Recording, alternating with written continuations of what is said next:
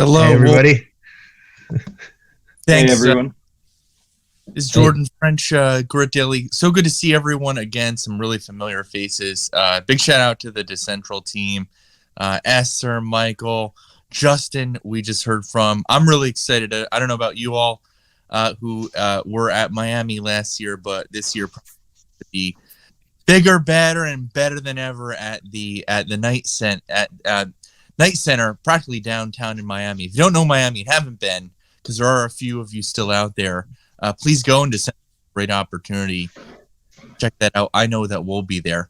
But we have some housekeeping to do and a panel to jump into. Like I said, some familiar faces. I'm well initiated with Miko. Know you, Nick, and Alejandro.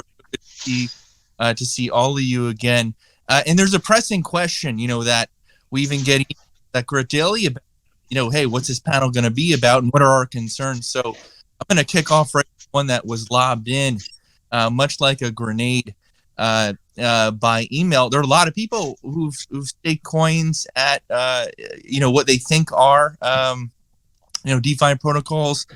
Some of them are centralized, but to sort of unpack and what seems like a bit of a mess of a market. I'm going to start with you, Nick, if we could. Can you describe, what the hell is going on with what seemed like a pretty awesome situation of nice high yields, and we hit her at least. Nick, your take. Yeah, for sure. Well, first of all, thanks so much, Jordan, and of course to the DeFi Summit team for having us. But Jordan, to you for moderating this panel. It'll be a good one. Yeah, so man, the DeFi 1 phase kind of ended in a lot of turmoil, I would say, right? There was a lot of kind of general Ponzonomics, I think we can call them, going around. There was these algorithmic stable coins that ended pretty badly. Couple that with some poor UX UIs and an area of opportunity for improvement there, and probably one of the jankiest pieces of infrastructure in the space, which is bridging right now. And you can kind of see why people got cold feet. And so I think, it was kind of a lot of those different elements combining to create this kind of fall off that we saw in DeFi, but I think that also presents a lot of opportunity.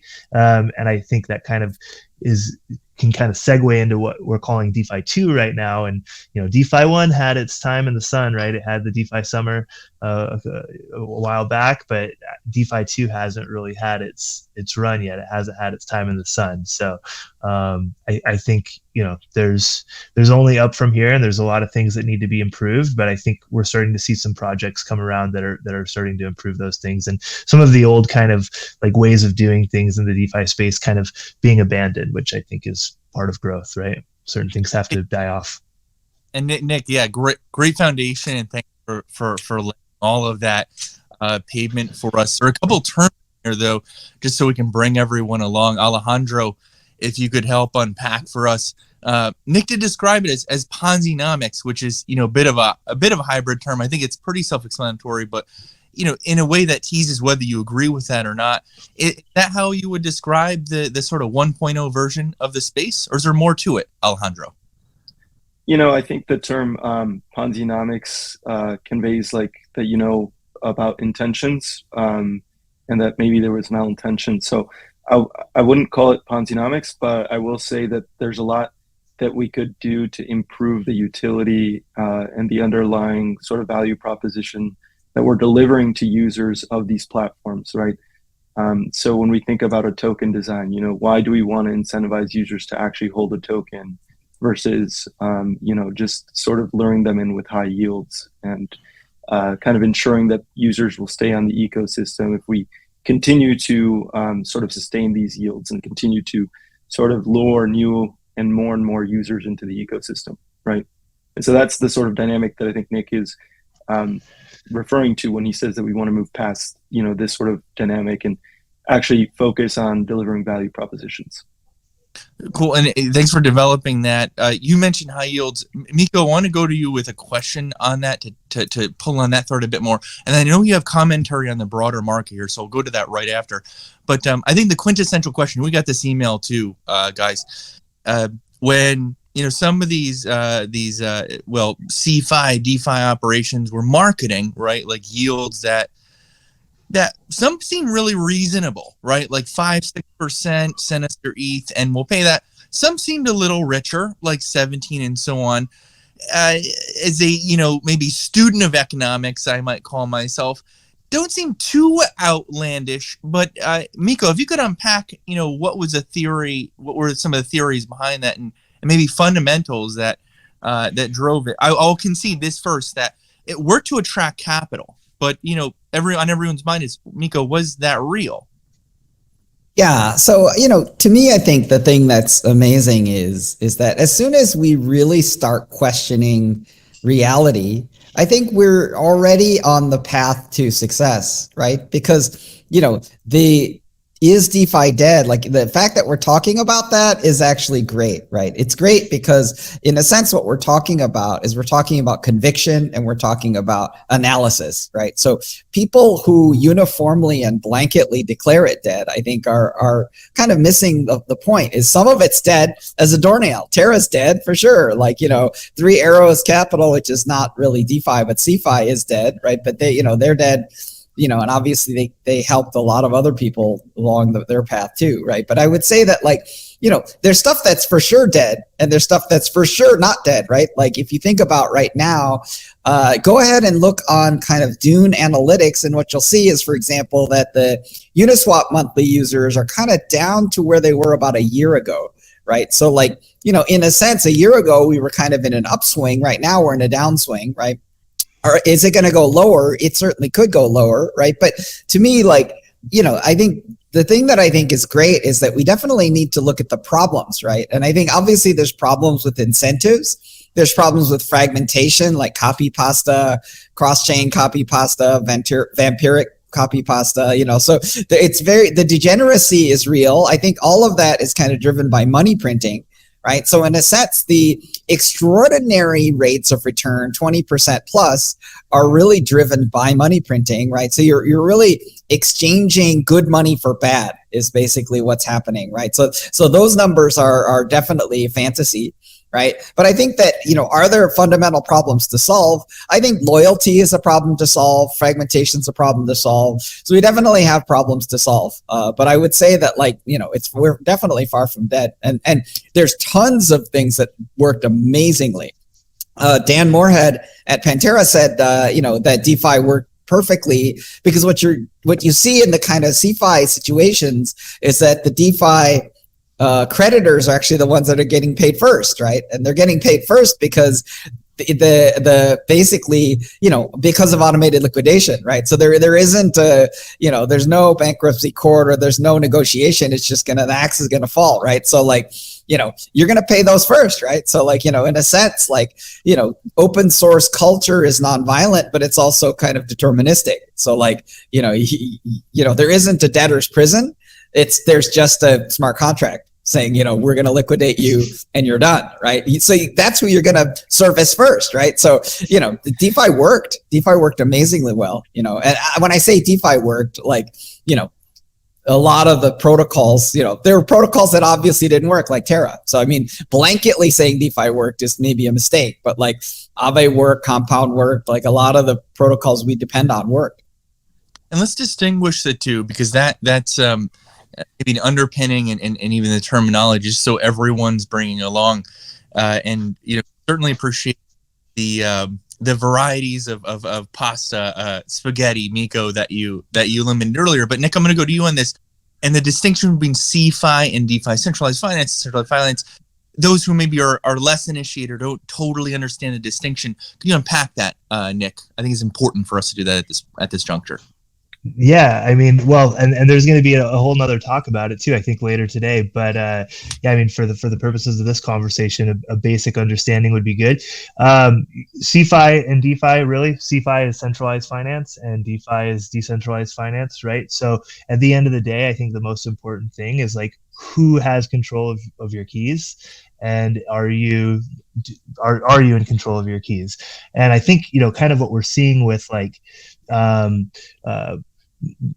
BlockFis and the and some of these other CeFi platforms that have kind of been having some scares is that that's really, really important, right? And you can find these kind of fine print in their terms of services where it's like, yeah, the assets don't really belong to you. And like, that's pretty scary because like, and as a kind of like someone just getting your feet wet in crypto, you don't really read that, and you're kind of the one left holding the bag in situations, and so like it's hindering mass adoption, I would say. But unfortunately, we got a little too comfortable with CeFi, and we're starting to see that some of those things that are in the fine print can actually come to fruition, and they can happen. So it's important to always maintain, your own private keys, and I think that's why it's called DeFi Summit, right? Not CeFi Summit, and Dcentral, not central. So we're big proponents of decentralization. I hope that unpacked a little bit of it, but I think it does. I think certainly your retail audience, right? They have marketed to them. You mentioned BlockFi, and it's a big part of the industry. Obviously, there's Voyager, Celsius, there's sort of like Nexos of the world, and they have the marketing dollars to spend to bring in that capital, and they did. They did bring a lot, as you pointed out. Just to repeat back to you, so everyone's following along. In the fine print, as you refer to it, I think that's one thing that appears that is going to come out in some of the what fairly already is landmark litigation, right, in bankruptcy court, which is its whole nother conversation. On some of these that have elected to go that route, and it's the argument, right, that anyone who put money on the platform lent it to the centralized platform, aka CeFi platform, and whether that argument will hold or not, and those effectively click wrap contracts that you describe, Nick, in the fine print will hold or not, I think is a question that remains. That remains to be seen. What you and Miko do point out, and I'll turn to you on this, Alejandro, to develop this even more, is a push towards what did work. As Miko astutely pointed out, and you did too, these CeFi platforms that are centralized, and at least a handful of them are have filed some sort of bankruptcy protection to reorganize, to be clear, and there are gradients of that which we can unpack a little later if we want to, but nonetheless, as Miko pointed out, DeFi worked, Alejandro, and so I think for those who are crypto curious in this audience, or have tiptoed into staking some things, just like I have, they're not being marketed. So how do they? What does that roadmap look like, Alejandro? Like, how can people identify, how and where to get help to do that, and to have control, or custody over their own funds, rather than hand it over to a CeFi platform, which, as we've seen now and we've all unpacked, it has these myriad risks that accompany it. Alejandro. Yeah. So basically, I'll just sort of take it from where Nick left it, which I think we should probably differentiate a little bit as to why it turned out that DeFi worked versus CeFi did not. And I think like a large sort of reason of why that is, and essentially I think we've all sort of been hinting at this, is that DeFi platforms are on-chain, right? And when something is on-chain, they operate through automated smart contracts.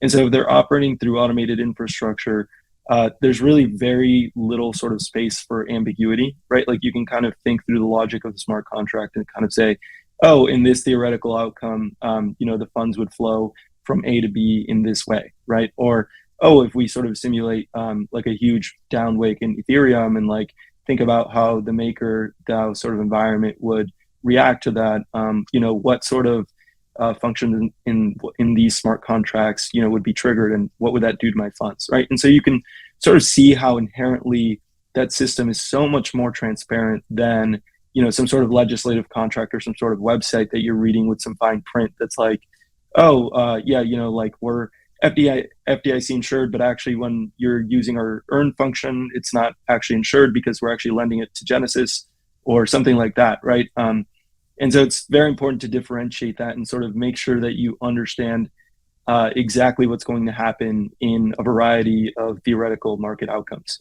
which I think DeFi is just so much more conducive to, right? It's like inherently transparent. Anybody can read smart contract source code.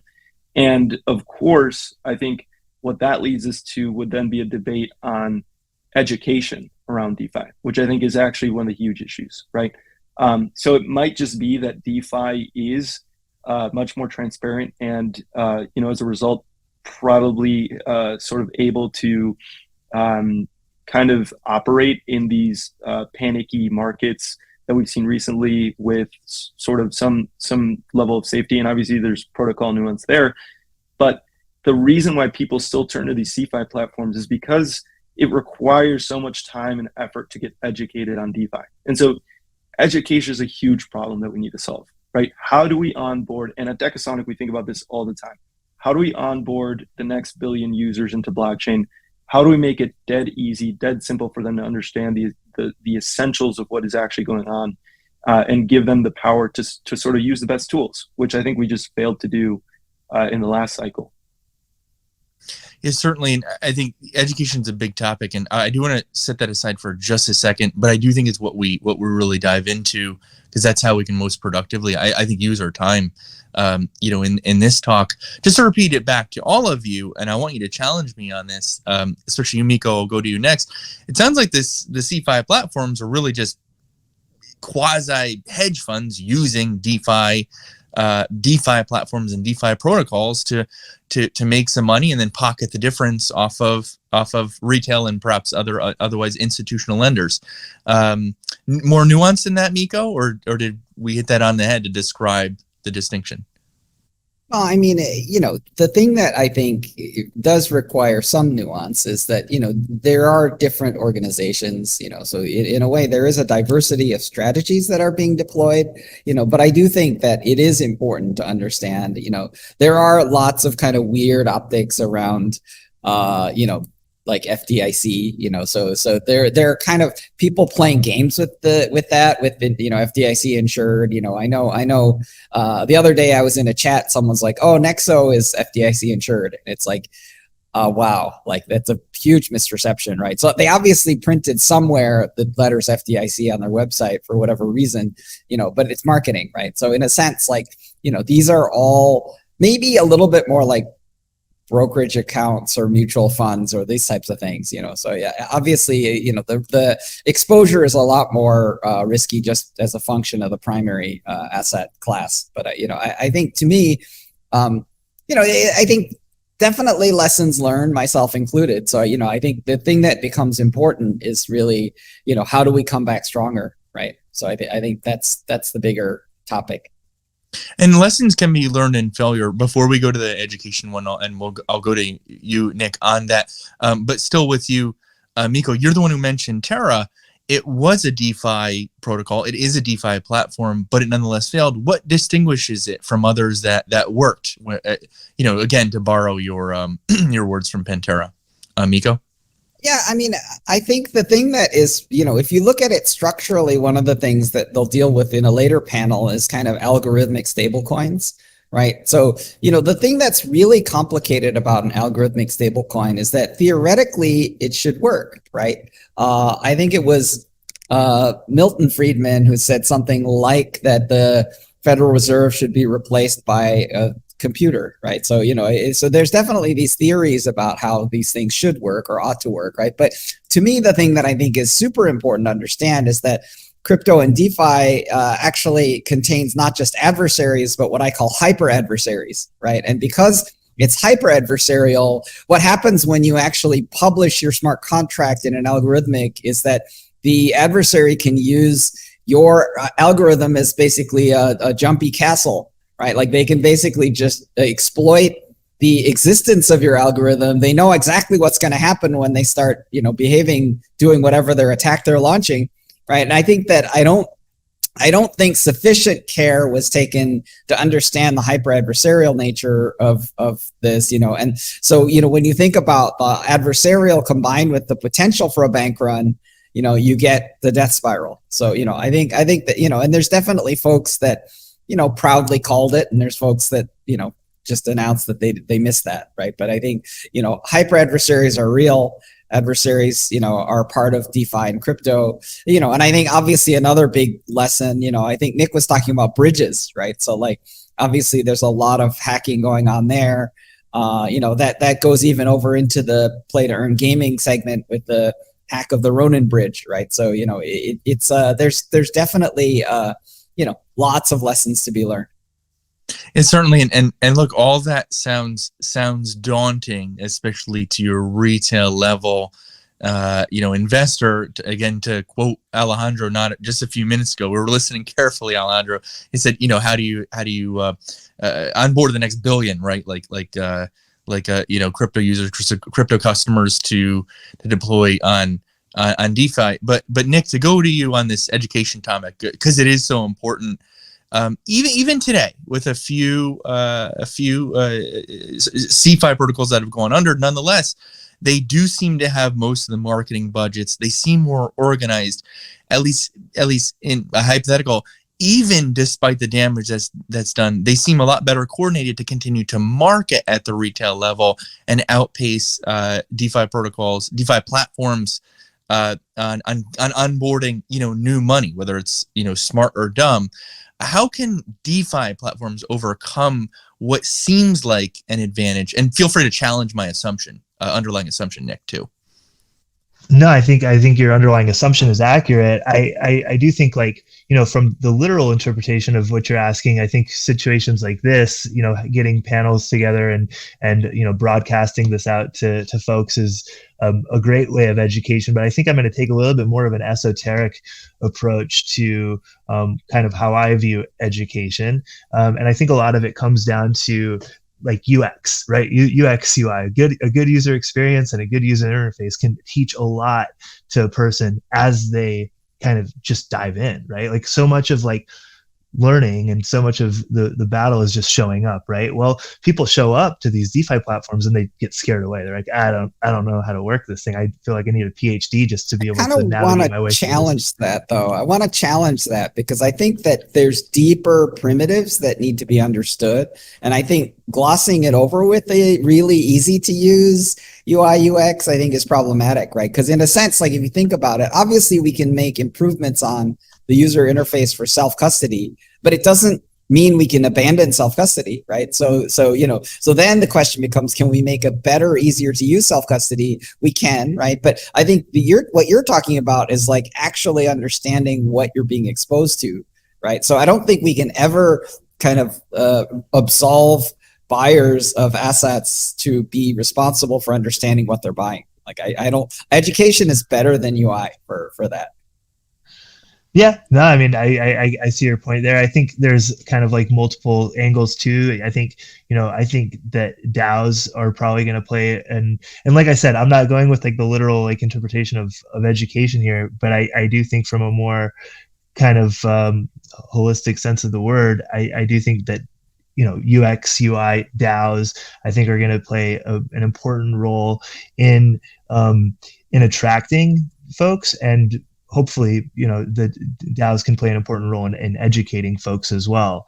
That they're not just kind of like out there on their own. I think that interconnectedness that I think DeFi 2 can bring amongst users is going to play an important role in educating that it's not kind of like this wild, wild west, no man, like every man for himself, but like a connection between users, I think is going to be powerful with at least onboarding more users. That connection that you speak of does certainly seem to be missing. And the PhD metaphor is not necessarily hyperbolic, at least anecdotally. And I'll turn to you, Alejandro, on this. Back to the billion comment. Globally, right? But let's start with the U.S. Most users appear to first tiptoe into cryptocurrency via a purchase on something like Coinbase. There's no sort of yield or staking or anything associated necessarily. Oh, that's crept into their platform, certainly, albeit at lower levels on just a few things, or globally, eToro, Binance, and so on. it is only after those initial purchases, again, anecdotally, Alejandro, that then there's that, sort of second layer. There is some education to Nick and Miko's point that starts to happen, and people or users, I should say, go on to chase yield. Is that paradigm? Do you expect that to be persistent, Alejandro, or is there another way? For example, an obvious alternative would be for DeFi to jump ahead of that and be the first, the first touch point for this next billion new users. Alejandro. Yeah, I mean, I have a lot of thoughts on this. I'll just say, back to what Miko and Nick were sort of talking about.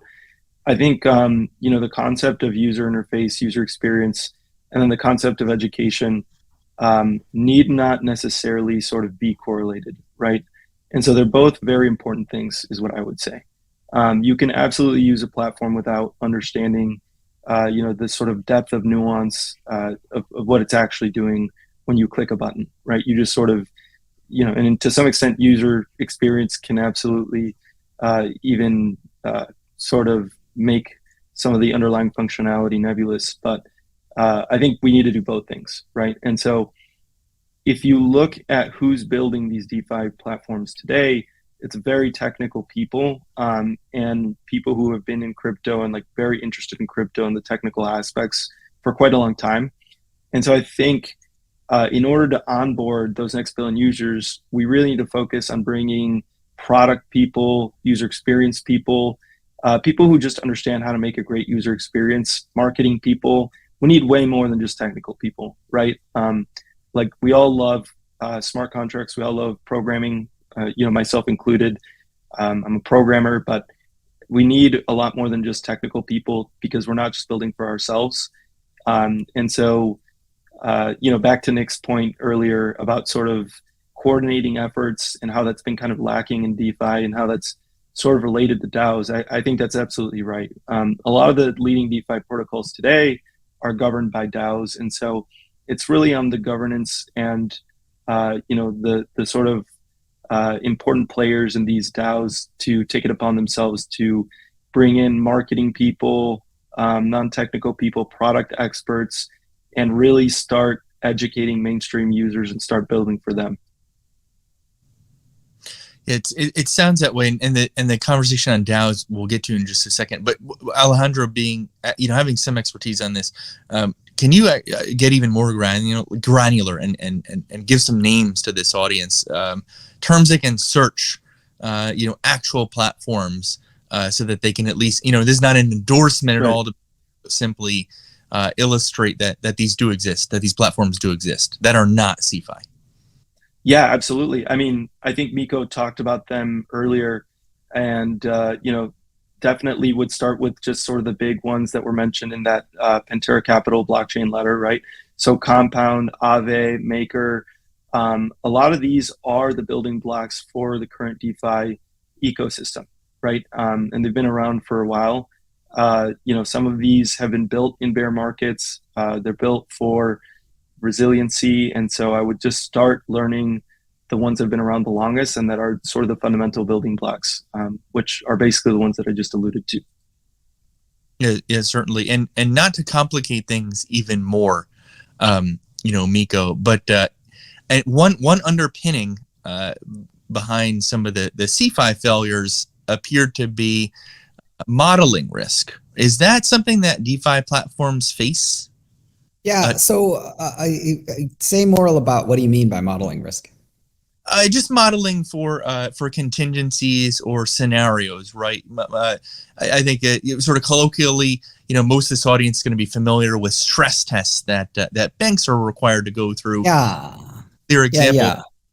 Yeah, just along those lines. So I wanted to kind of talk about that, right? Because obviously one of the things, so I like to say that there's a third animal spirit, right? That John Maynard Keynes did not document, right? Which is he documented the bear and the bull, right? There's a third animal spirit, right? That is effectively a hyper adversarial animal spirit, right? That I call the honey badger, right? So the honey badger figures out what you think the market should do and does the exact opposite on purpose, mostly just to hose you, right? So in a sense, like this is a third animal spirit, you know, and it kind of is the spirit animal of Bitcoin, right? So to me, I feel like because of the existence of this animal spirit, I think that the markets don't behave normally. I think that a lot of the profits are being made using information asymmetry, right? And I think in some ways, like right now, we're at the level of the Wild West where the law is the bartender with the shotgun,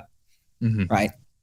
Because the bartender with the shotgun doesn't have official sanction, right? Whereas I think the Wild West sheriff is someone that needs to show up on the scene, that actually has kind of sanction, but also happens to be a straight shooter, right? So, you know, in a sense, I think, you know, right now we're kind of still in the early Wild West. Yeah, certainly, and there's that the Wild West metaphor carried over in his language borrowed from the SEC. There's been quite the tug of war over what that means, and it couldn't be interpreted romantically. That's speaking of metaphors. I do want to go back to the honey badger because people are familiar with black swans and that relationship to modeling. Just to be clear, the honey badger is different, and it's different due to intent. Let me. That's right. Miko, a black swan event is something that you perhaps build allegorically into models just because some wild thing might happen. You might plan for a contingency that a certain cryptocurrency just bottoms out and then test that against your whole portfolio or whatever your investment, you know, sort of sphere is to see how the rest of that portfolio does so that your assets can, you know, color your liability and you have solvency, clear math. The honey badger metaphor, animalistic metaphor that you refer to, it is different. Specifically, that's referring to particular actors who might be looking to exploit the system and do something opposite of what's expected of them. Perhaps rational behavior, but only in hindsight. Do we get that right, Miko? Because I think that's important. Yeah, absolutely. And so I think when we think about risk modeling, right, that's really, in my opinion, things related to Terra implosion, right, which is that you have to account for adversaries. Right. And I think in the TradFi market, there's a little bit more regulation and a little bit less of this kind of like hyper adversarial behavior. Obviously, hackers are one as well. So, you know, that's an issue. These do seem like significant headwinds, Nick. Back to your points on education. I think you drew some really, I think, salient points about, you know, user experience, user interface. I mean, obviously we saw, just to go to an old analogy, right? I mean, Microsoft did really well in the 90s because of how things looked. At least that was my own experience. And that's what a lot of people tell me, you know, referring to every direction, right? Everything compared to Netscape and also, of course, Unix, Linux, right? And interoperability, making things easy. It does seem there's more than that. Is that something you can expand on, Nick? Yeah, well, I mean, you know, I think there's two things that I'd like to touch on here. One, in regards to Miko's point about modeling and that question, I do think that that DAOs are going to play an important role in building legitimate governance. Like, I don't think we really have like legitimate governance at this point, and I do think that's gonna play a major factor. But you mentioned the term interoperability, and I think that that's like one of the main hindrances too in actual like adoption of DeFi. Right now things are so siloed, right? Like everything is kind of in its own network, on its own chain, kind of doing its own thing. But you know, you mentioned Linux and like how different applications can exist on these different operating systems. I think that same problem, we're facing that same problem that like I think Node.js solved, right, for a lot of for Web 2. We're facing that same problem in Web 3, where like our idea of interoperability is cross-chain, right? And I do think the idea of interoperability, or the future of interoperability, is multi-chain. Furthermore, our idea of interoperability is simply bridging assets across networks, and that to me is not true interoperability, right? We haven't even really gotten to the point of being of legitimately swapping assets across networks without that also opening up a whole nother panel topic, though. Just so you know, we opened up to I think regulation coming. You know, is another one to constrain, you know, some of this and potentially undo the toothiness of the honey badger. Alejandro, we're out of time. I'm going to give you, if you have a sound bite, I'll hand you the floor to give us a last word on this. I know we could go for another hour, gentlemen, but Alejandro, and so we can wrap this up as a courtesy to the team. Yeah, absolutely. I think, the theme today has clearly, in my opinion, been education, right? So I would just encourage everyone out to go and get educated today. Why wait till tomorrow, right? Everything that we've talked about today is accessible on the internet. The internet's the most powerful tool for learning information that we've ever had. Make use of it. Please go look at source code. Please go read as much as you can. Just do it, right? Start somewhere. Start somewhere. That's all the time that we have. I'm Jordan French, Grit Daily. You have Miko Matsumura. Big round of applause for his contributions here. Nick Odio of Ferrum Network and Alejandro Ballesteros with Decasonic. I'm sure you'll hear more from them, and hopefully in Miami where you'll see me. That's all for this time. Enjoy the rest of the summit. Until next time.